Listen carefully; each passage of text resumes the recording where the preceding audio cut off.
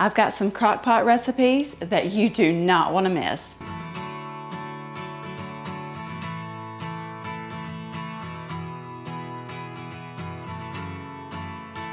There's nothing cozier than a good old slow cooker meal, especially this time of year. Hey y'all, I'm Valerie and welcome to my kitchen. In today's video, I'm sharing 5 of the best crock pot recipes. They're easy to make and most importantly, absolutely delicious. Now let's go ahead and get started. This crock pot Marry Me chicken is amazing. You just gotta try it. In a large measuring cup, I have 1.5 cups of chicken broth, and to that, I'm adding 3 tablespoons of cornstarch.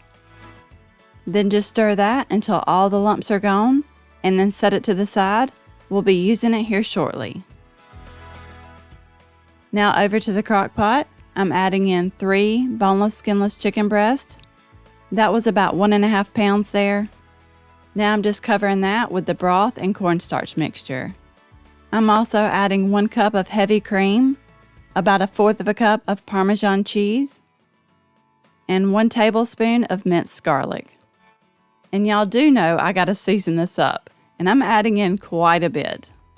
And that was a teaspoon of onion powder, a pinch of red pepper flakes, 3/4 teaspoon each of salt and pepper, 2 teaspoons of paprika, and 1.5 tablespoons of Italian seasoning. And also 1/3 cup of sun-dried tomatoes. And you don't have to do this, but I do like to cut mine into smaller pieces. Now I'm topping it off with 4 tablespoons of butter. And you can just lay them right on top there. Now you're going to cover it, and I set mine to cook on low for 6 hours. Now here it is done, and that chicken is completely cooked through. And doesn't this look delicious? My house smelled absolutely amazing. Craig walked in the door and he immediately said, "Something smells good." And that chicken was so tender, it was just falling apart. So I used my little meat chopper there to shred it up. And by the way, if this is your first time here and you love easy recipes, go ahead and hit that subscribe button down below. That way you get notified of all my future videos. After I got that all shredded, I did stir it up a little bit just to mix everything together. And we like to have this served over white rice. But you could serve this over pasta or mashed potatoes or anything your family loves. This is one of my family's favorites. It is always so good, and I really hope you give it a try. When I'm craving comfort food, I like to make this chicken stew. I could seriously eat it all year round. To my crock pot, I added 1 tablespoon of oil and 2 tablespoons of melted butter. Now I'm adding half a diced onion, and I did try to sprinkle those out into an even layer. I also added 1 cup of baby carrots that I cut into quarters. My family likes them cut a little smaller, that way they cook down a little more tender in the end. I washed and diced 3 large red potatoes and added those in along with 1 cup of frozen green beans. And on top of those veggies, I added 3 boneless, skinless chicken breasts, and I did cut mine in half just because they were a little on the thicker side. Now I'm going to make up a delicious creamy sauce to pour over that chicken. In a medium-sized bowl, I added 1 can of cream of chicken soup,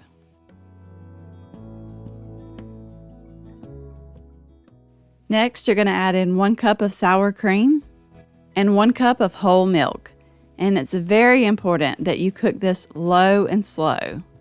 If you cook it on high, the milk and dairy may curdle, and you don't want that.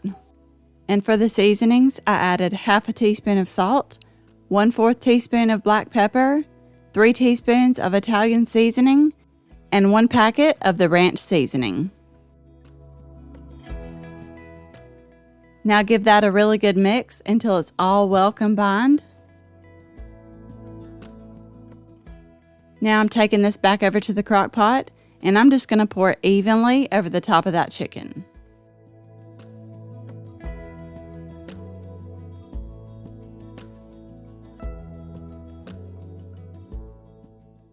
I just spread that out to make sure the chicken was completely covered. Then I put the lid on, and you're going to set it to cook on low for 6 to 8 hours. Mine usually only takes about 5 or 6 though. You just want to check it and make sure that chicken is cooked through. It was getting close to done here, so I had to take a quick little peek to see how it was looking. And it doesn't look the best here, but just wait till the end. Okay, I wanted to make some homemade cheddar bay biscuits to go with this, so I figured I'd take you along with me and show you how I do it. I started out by melting 1 stick of butter, then I set it to the side to use a little later on. It's going to need to cool down just a little bit. In a large bowl, I added 2 cups of all-purpose flour, along with a teaspoon of sugar. And don't worry, this does not make it sweet. I also added half a teaspoon of baking soda and 2 teaspoons of baking powder. And I do like to sift my baking powder, that way I get rid of all those lumps. I'm adding a few more seasonings, 3/4 teaspoon of salt, half a teaspoon of garlic powder, and 1/4 teaspoon of cayenne pepper. I gave that a quick little stir, then I set it to the side so I could grab that butter that had been cooling for a bit. And to that butter, I added 1 cup of cold buttermilk. You're going to whisk that and you'll see small lumps start to form. Now pour that butter and buttermilk right on into your dry ingredients.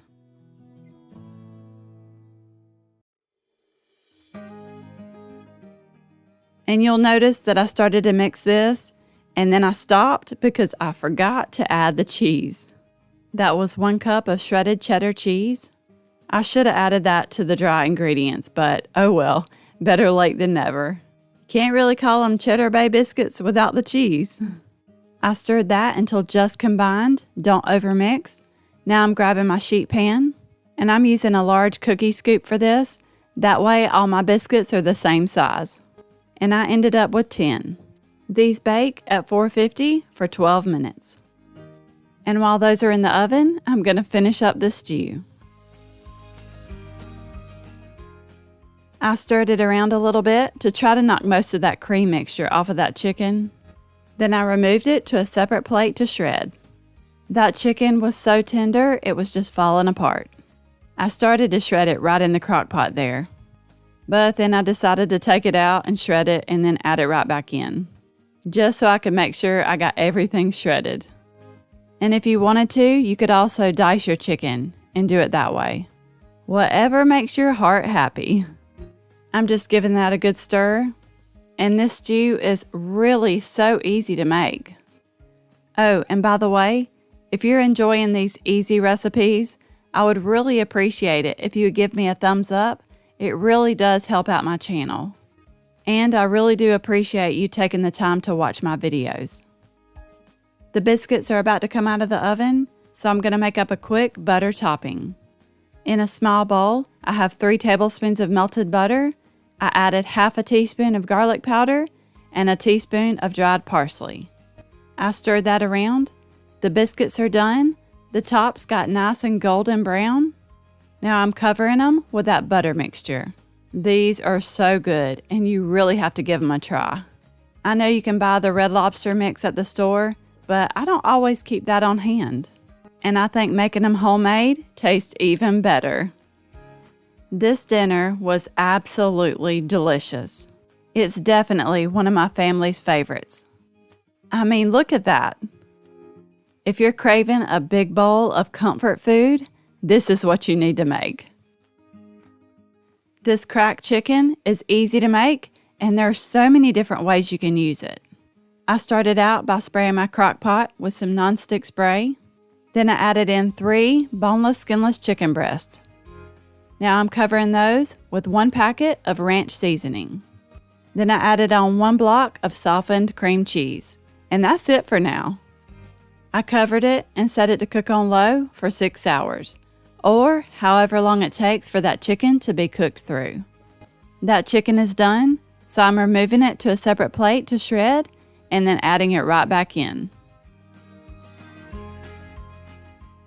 I gave it a really good stir to make sure that cream cheese was completely mixed in before I added in the rest. Okay, if you want to cook up your own bacon, you go right ahead.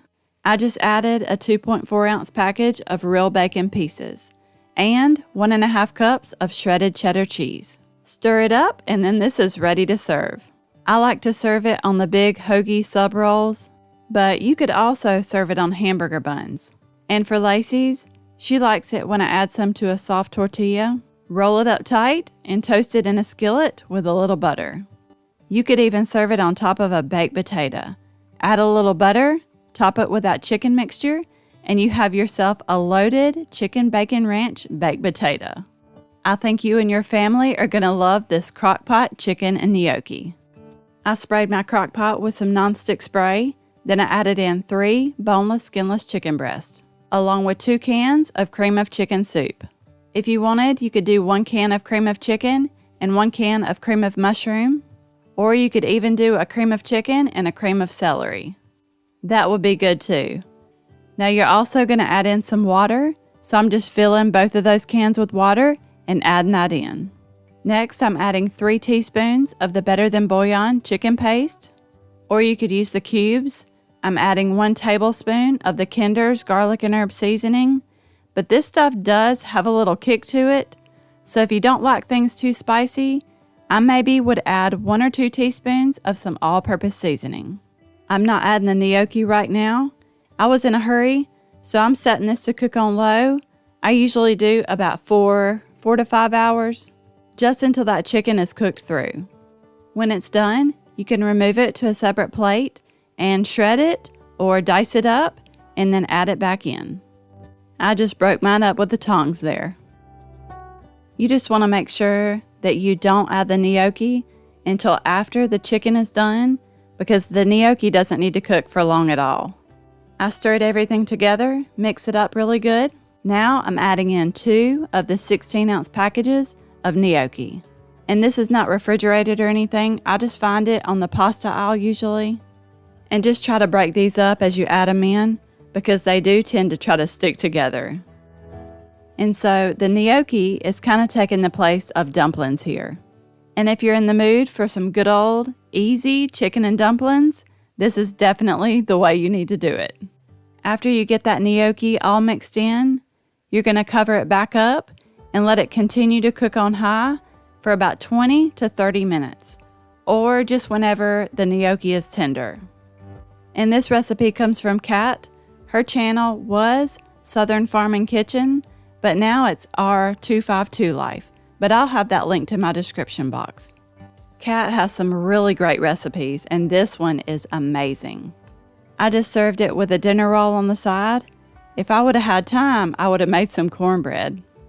And nope, you don't see any veggies here. This is for my husband, and he just wasn't feeling them this night.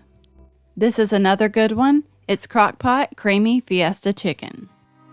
I'm adding in half a diced onion, along with 1 can of rinsed and drained pinto beans. Or you could also do black beans. I added 1 can of rotel, undrained, and 1 can of drained corn. I just love these dump and go recipes. They make my busy days a whole lot easier. Now I'm adding in 3 boneless, skinless chicken breasts. And for the seasonings, I added 2 teaspoons of minced garlic.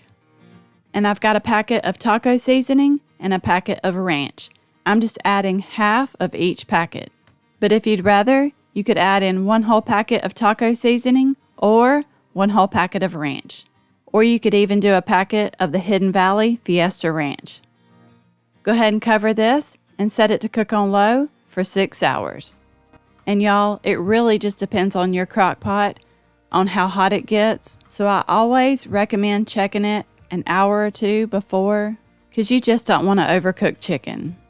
So when that chicken was done, I just removed it to a separate bowl, and I used my hand mixer to shred it up. This is my favorite way to shred chicken. Sometimes I do go a little overboard though and shred it to smithereens. So if you want it in bigger chunks, just don't do it for as long. And I wish I had added the cream cheese earlier, but now I'm adding 1 block of softened cream cheese. You could even pop it in the microwave for 10 to 15 seconds. I covered it and let it continue to cook for 30 more minutes just to give that cream cheese time to soften up. And after 30 minutes, I gave everything a really good stir to make sure it was all well combined. This recipe is delicious, and it's also another one that you can serve in so many different ways. You could serve it over pasta, some Mexican rice, or even tortilla chips. I really hope you enjoyed this video. You may also like these. Don't forget to subscribe down below for more easy recipes, and I will see you in the next one.